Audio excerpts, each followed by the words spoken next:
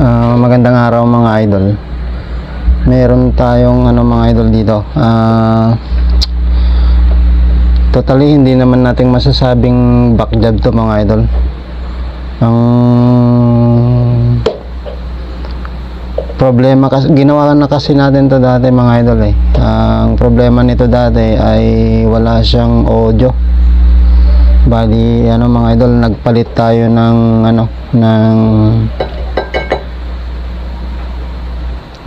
transistor output kasi pumutok yung apat na transistor nito mga idol, kasi ang nangyari na natanggal yung resistor na malaki doon, kaya yung cooling fan niya nawalan ng supply, so siguro hindi kinaya yung init kaya nasira yung yung output. Bali apat yung output na pinalitan natin dito nun. Ngayon mga idol, ang problema naman niya, mahina yung isang channel. Bali yun naman yung problema niya ngayon. Ngayon i-share ko lang mga idol kung paano ito trouble yung ganong problema.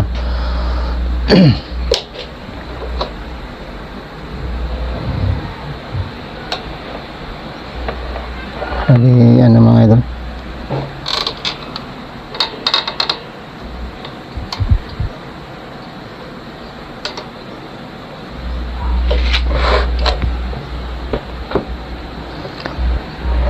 bali itong isang channel na to mga idol, mahina ito. Yung left yan, tapos ito yung right. Bali malakas siya dito sa right pero sa mahina. Ngayon mga idol, itong wire na to, kung nakikita nyo to, ito kasi yung main input kasi yan, pumunta sa sa tone control. Ngayon tanggalin natin to, tapos i-touch natin to, idikit natin yung natin doon, positive terminal ng speaker natin, kasi itong negative naka-ground na yan, nakadikit na sa negative yan. So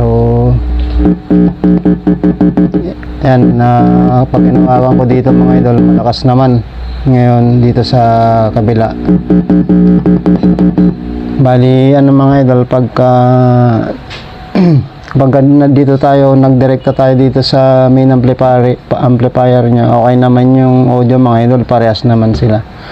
So ang problema dito mga idol, dito sa may tone control. So kailangan nating baklasin, tapos ang gawin muna natin mga idol, linisin muna natin itong mga volume control dito, volume control, tapos itong na rin tong selector na to. Yan muna yung gawin natin, tapos sa testing. Medyo matagal na baklasan din kasi ito mga idol, so baklasin ko lang muna. Tapos ito mga idol, ang gagawin natin dito sa mga volume control na to mga idol, lahat yan tatanggalin kasi natin lahat yan, tapos sasawsaw natin sa gasolina mga idol, tapos ikot-ikutin siya nating ganyan para matanggal lang yung dumi, kasi okay naman dun sa main amplifier. Pagdating kasi dito sa tone control, medyo hindi na pantay yung mga idol, yung tugtog. Tapos itong mga idol, itong selector nya ng A or B, na to mga idol, ang gawin natin dito idirekta na natin yung A. Bali i-disconnect natin yung B, tapos yung A na lang yung yung i-connect natin, kasi ito naman mga idol, nakalagay lang naman to sa loob ng video. Okay, isa lang yung input na ginagamit, either A lang or B, pero yung A na lang yung i-connect natin dito mga idol. Bali jumperan na lang natin yan, tapos i-disconnect natin yung B, kasi ito yung likod yung B nya, yung A yung sa harap. Bali ito dapat yung magkadikit. Bali mga idol, Tanggalin ko muna tong mga volume na to, tapos linisin natin ng gasolina mga idol. Wala kasi tayong lacquer retainer, kaya gasolina na yung gagamitin natin.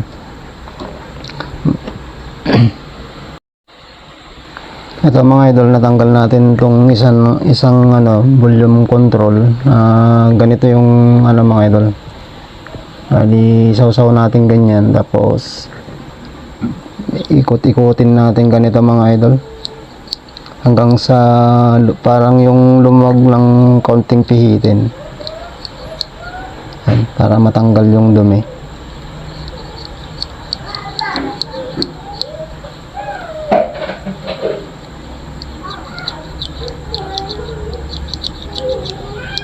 Yan, medyo maluwag na siya. So pwede na to mga idol. Bali lahat yan mga idol, ganun yung gagawin natin. So pinakita ko lang tong isa para may idea kayo. Bali mga idol, linisin ko na lang lahat yan. Ito mga idol, na tapos na nating linisin lahat yung volume control nya. Bali ito kasi yung dun sa kabila, tapos ito naman para dito. Tapos itong mga idol, itong selector nya ng A at saka D, ang ginawa kasi natin dito, ginamper na natin itong pin nya dito sa bandang itaas, itong dalawa na to, kasi naka-select yan mga idol sa A, tapos yung sa baba B naman. Tapos ang ginawa natin dyan mga idol, hinang na natin yung jumper na jumper wire dyan, tapos pinutol na natin dito yung linya nya para A na lang yung magagamit. Kasi mga idol, ito kasi ang nagiging problema pa nito, lalo na't katulad nito na medyo lumang amplifier na rin, medyo matagal na rin. Bali na nga rin to na-convert na rin yung relay doon, pinaltan na rin ng kaya binaliktad na nila yung relay. Kasi second hand naman daw yata ito na nabili. Ang nagiging problema pa kasi nito mga idol, bumibitaw yung yung pagka-select nya, kaya yun minsan nawawala yung audio, kaya kabila lang. Minsan yun din ang nagiging cost mga idol, pag wala yung audio, kaya yung isang channel lang yung gumagana. Kaya mga idol, pinagsama na natin yung dalawa doon, pati yung dalawa doon, para wala nang problema. Tapos ngayon mga idol, ibalik ko lang itong mga volume, tapos sabay testing na kung overrun na ba itong ginawa natin mga idol. Bali eto mga idol, naikabit na natin yung mga tone control. Ngayon isubok natin mga idol. Ilapit lang natin tong camera natin.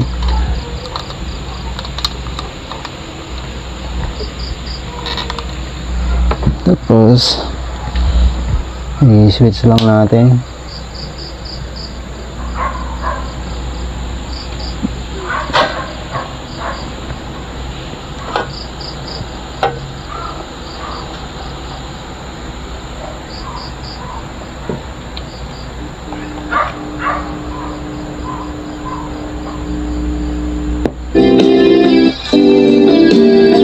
So yan mga idol, yung yung mahina kanina. Tapos ito naman yung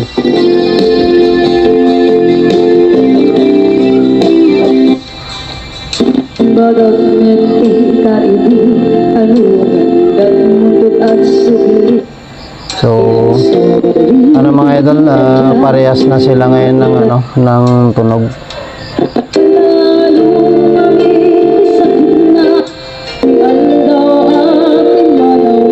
So yun mga idol, bali yung ginawa nating paglilinis dito sa sa tone control, umubara naman mga idol. Marumi lang siguro yung kasi puro alikabok na rin tong niya mga idol, tong bahay niya. Matagal na rin kasi nung ginawa natin to nung ano mga idol, kasi November ko kasi to ginawa noon eh. Hindi na natin ginalaw tong tone control kasi okay naman nun, hindi naman nagbago. Yung ginawa kasi natin mga idol, remedyo, kasi yun naman yung usapan namin nito, meron na lilinisin ko lang. Tapos kung hindi sana umubra, doon tayo magpapalit ng mga volume control mga idol, kaso umubra naman. Bali mga idol, i-aayos lang natin para mas magandang i-testing.